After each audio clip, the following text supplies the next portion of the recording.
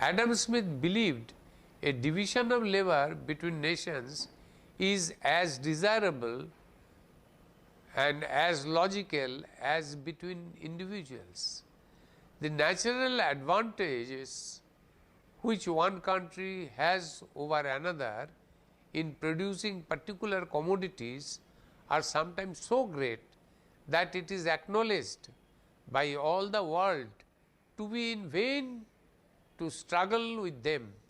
Very good grapes can be raised in Scotland, and very good wine too can be made of them, about 30 times the expense.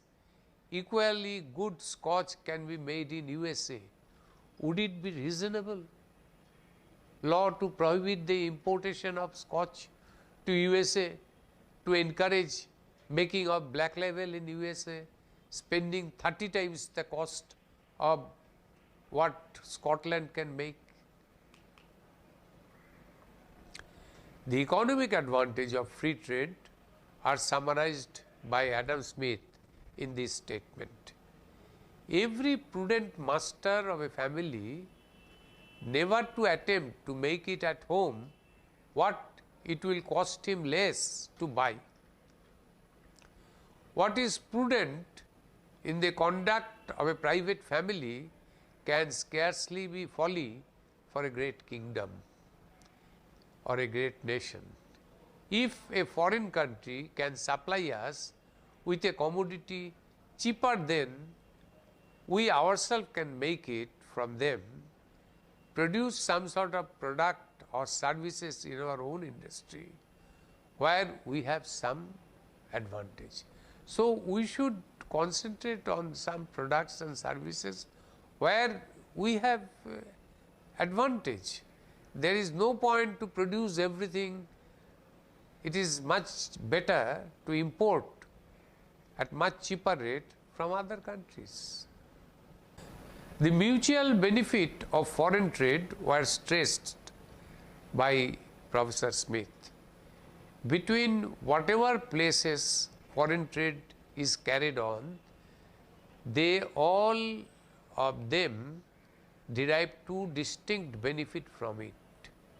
It comes out that surplus part of the product of their land and labor for which there is no demand amongst themselves. So, a country will like to export the products or services which is excess of their requirement.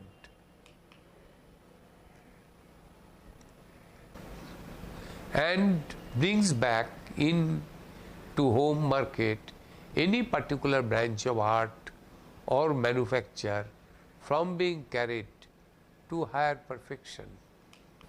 By opening a more extensive market for whatever part of the product of their labor may exceed the home consumption, it encourages them to improve its productive power and to augment its annual produce to the utmost, and thereby increase the real revenue and wealth of the society. Adam Smith was not absolutely dogmatic in his insistence upon free trade. He accepted exceptions or limitations in application of the principle. He said, exception of free market can be done in matter of defense. Living in a warring world, Smith granted that rich nations which it has profitable to trade in time of peace might be more dangerous enemies in wartime than the poor nations. Adam Smith said that some tariff protection for the infant industries would enable them to develop more rapidly, perhaps to a point where they could be economically defensible. For example, in India, the government of India gave lot of support to Ambassador Carr They have not allowed other car manufacturer of the world to come. Reason is this infant industry needs support so that it can develop itself.